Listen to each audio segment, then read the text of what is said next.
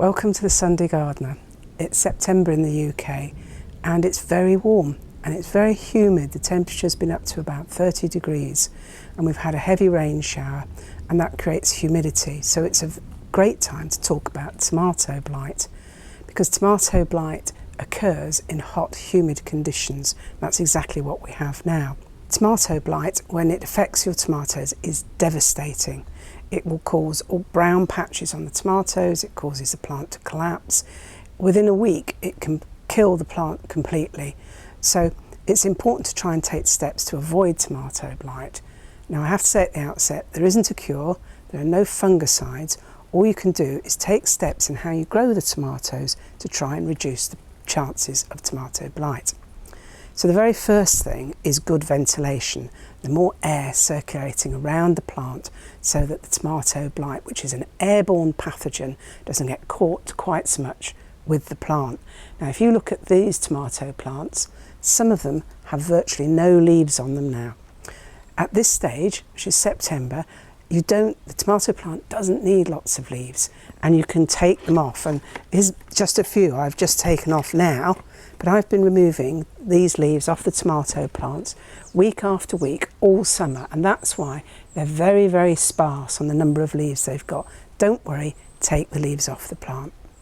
The next thing you can do to try and fight tomato plant is to be careful how you water. Now, as I said that, it's just started to rain, but we've had a long dry spell and that means watering the plants, and it's important to water in the pot. Don't splash the water around the leaves.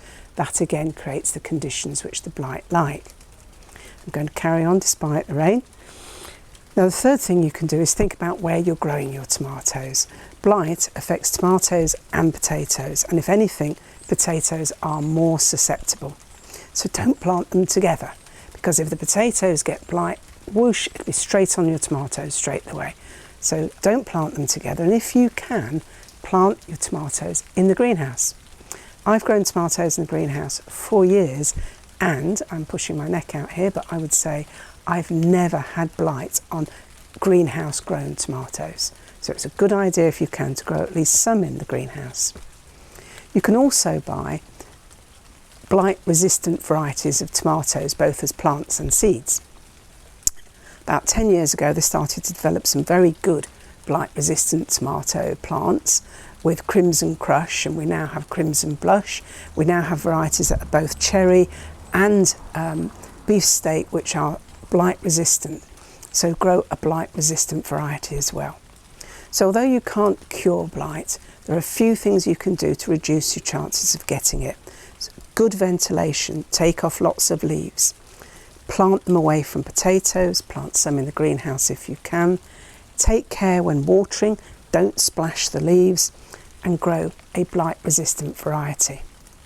So what do you do if blight strikes? Well, you'll know, because the whole plant will start to go brown down the stems, down the leaves, down the fruit, and it will collapse. Now obviously there's nothing you can do at that stage. All you can do is to remove all the tomatoes. Take them all off straight away, because within a matter of a few days they'll be turning brown and mushy. And the tomatoes that you have, you need to use them up quickly, because they won't keep, because chances are quite a few of them may be affected by blight. So you need to use them up quickly. You can't eat them all, because there's always such a lot of tomatoes on the plants at this time of year. Freeze them whole to use later in soups, but a good use of a lot of tomatoes and a good use of a glut of tomatoes is to make a pasta sauce. And what I'm going to do next is I'm going to remove all the tomatoes off this plant and the plants that are off camera that you can't see, and I'm going to bring them all inside to make a pasta sauce, and we'll go inside with the camera and have a look at making a pasta sauce.